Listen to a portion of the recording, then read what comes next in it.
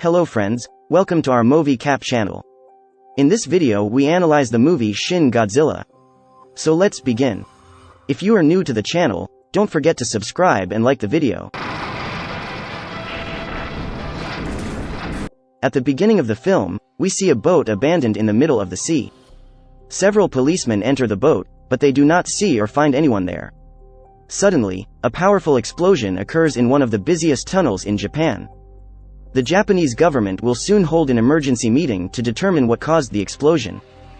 They do not know the real cause of the explosion and are trying to discuss the situation to the best of their ability.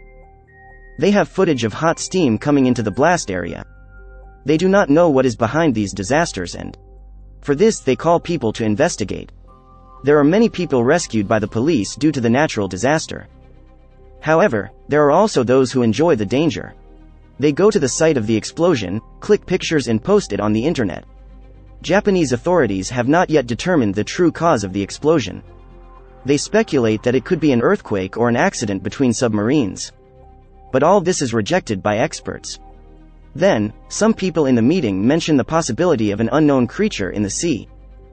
But all this seems impossible for them, because the temperature of the explosion site was above 100 degrees, and it is impossible for any creature to survive at this temperature. However, due to the supernatural nature. From all this, they think, what if there is a creature that can withstand this much heat? A meeting between scientists and government officials will be held soon. During the conversation they see a huge tail-like figure appear on the television. This animal is so large that they cannot compare it to any living sea animal. They have no choice but to believe that this animal is a new species. But a lot of time has been wasted and they still have no information about this creature. So they decide to vote on how to identify and combat this abnormality. The members of the assembly cast their votes against the unknown entity. And as a result, the Japanese government orders the creature to be killed to ensure the safety of the population. The creature also begins to move at the same time, and it passes through the water, causing great harm to people. Soon he will destroy the bridge and gain access to the city. Everyone runs for their lives in the wake of the wreckage he creates. In a short time, this huge animal manages to cause great damage to people's property and life. Scientists warn the Prime Minister that if the creature is not taken care of in time, the country will suffer a great loss, which may cause thousands of people to perish. A man in the investigation team tells his leader, Yaguchi, about a friend who can help him better understand the creature. Yakushui agrees and a woman named Hiromi joins the investigation team. Analyzing the videos recorded about the creature, Hiromi tells everyone about the unnatural things that this creature can do.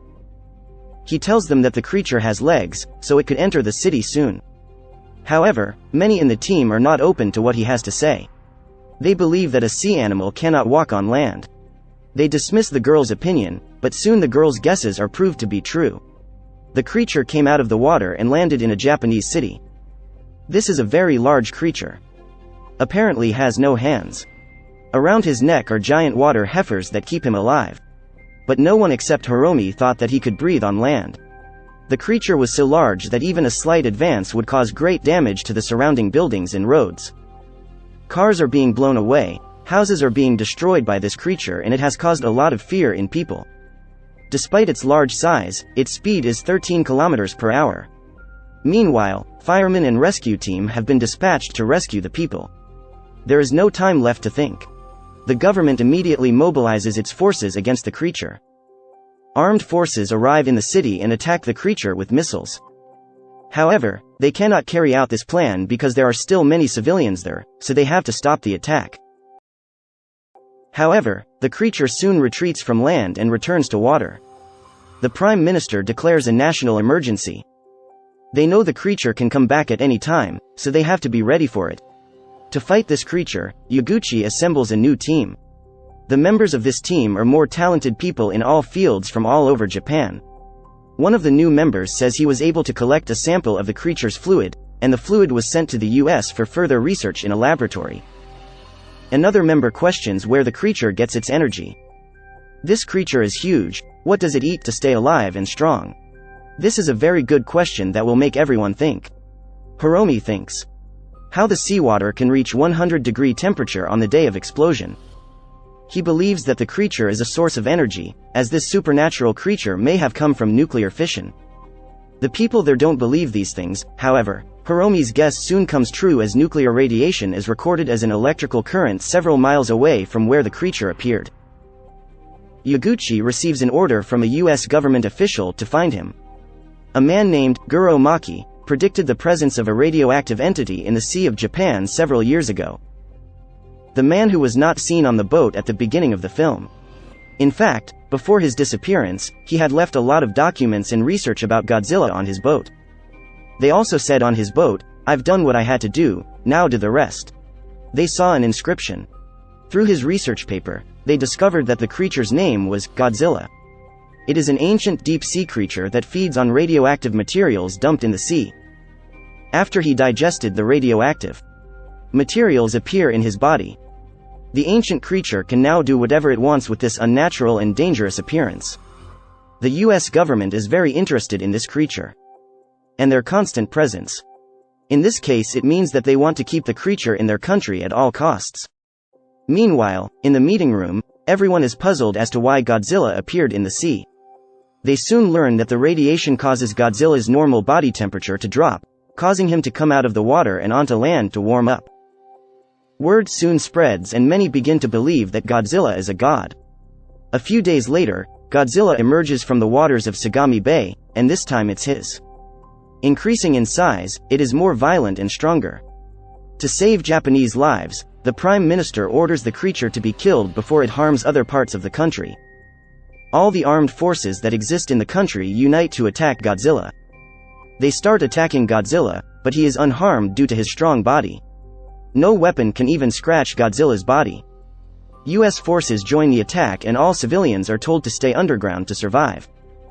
Night falls and the Prime Minister's place is under threat of attack. So they all fly out of the place and they get a chance to see Godzilla up close. Massive attacks from US and Japanese forces finally take their toll on him and Godzilla screams in pain as we see missiles begin to glow behind him. Enraged, Godzilla starts breathing lasers from his mouth and burns half of the city. Everything. His lasers are split in half in view. Godzilla will be stronger than before. However, the attacks against him did not stop. The armed forces continue to fire rockets at him. However, Godzilla can sense all the missiles coming towards him. He shoots multiple lasers from his body, which completely destroys any attacks on him. Everyone is shocked to see the almost inedible creature. The entire city was in flames due to Godzilla's attack. After the destruction in the city. In Tokyo, Godzilla finally weakens and stops destroying buildings. The emergency committee starts thinking of ways to kill Godzilla when he wakes up. They know that if they don't stop it next time, everyone will die. Yaguchi's team comes up with the idea of killing Godzilla by freezing him from the inside. To think about it, when he came out to warm his body if they had a chance to kill. It may be due to the cold. They all agree to implement this plan. However, it will take a long time to go through with this plan, as a result of which Godzilla may wake up again. The United States advises to drop nuclear missiles on Godzilla to kill him. But if they believe in this US idea, all of Japan will be destroyed along with Godzilla. So, the Japanese authorities are not interested in this idea. They go back to freezing Godzilla to death. They need more than 400 kilograms of refrigerant gas. But they don't have enough time to produce that much refrigerant gas, but they have to try it. The US also gives Japan 2 weeks to evacuate everyone from Tokyo. If Japan's plan doesn't work, during this period, the US will launch nuclear missiles at Japanese cities. So they have to produce the required refrigerant gas 2 weeks in advance. Amidst all this, journalist Guro uncovers Maki's life story. Journalist Guro discovers that Maki's wife died from exposure to radioactive material. Guro then devoted his life to understanding radioactive materials, and then he learned this about Godzilla. He was mutated by substances dumped into the sea. Again, he predicted that Godzilla could soon come out of the sea and destroy everything. He tries to convince the Japanese and US authorities of this by accusing them of a creature that was mutated by radioactive material dumped in the sea. But no one was ready to listen to his opinion. They all ignore his findings and research. But since Guro Maki was last seen on his boat, his sudden disappearance raises many questions. He left many unfinished notes, and Yaguchi's team is also working to decipher his notes. And soon they learn that Guro predicted that Maki is the only way to kill Godzilla by freezing him. In addition, they discovered that Godzilla is a self-evolving being, and any attack on him can cause him to become a revelation, that is, to evolve further. After discovering this, the US government accelerates its actions and gives only 2 days to evacuate the Japanese city of Tokyo. With this new challenge added to them, they have to prepare everything in just 2 days. They receive help from many countries in the production of refrigerant gas and finally, everything will be ready and it will be the day of judgment. They are first. They attack Godzilla through trains. A sleeping Godzilla wakes up from the shock and starts doing what he does best. When Godzilla wakes up, they fire missiles to bring him down. However, the missiles are destroyed by lasers shooting from Godzilla's body. Godzilla will soon be weakened. They use the buildings around it. Explode and all the debris starts falling on Godzilla. Finally there. And vehicles are dispatched to inject freezing gas into Godzilla's body. So far, everything seems to be going well. However, Godzilla breathes a laser from his mouth and gets back to his feet. Seeing this, they implement another plan. They send every train in the city towards Godzilla, and the already weakened Godzilla is unable to protect himself from the explosion. The trains knock him to the ground a second time and they start gassing his body again. And after some time, all the gas is sent into Godzilla. They think the plan worked. But Godzilla gets back on his feet, but soon he begins to freeze. The creature was finally defeated. It takes about 3 years for Godzilla's entire body to decompose. Japan believes it has rid itself of the Godzilla threat. Then, the city of Tokyo begins to rebuild everything. Everything is fine. At the end of the movie, we see several mini Godzillas starting to emerge from the frozen Godzilla. Thanks for watching. If you like the video, please click like and subscribe to the channel for more movies.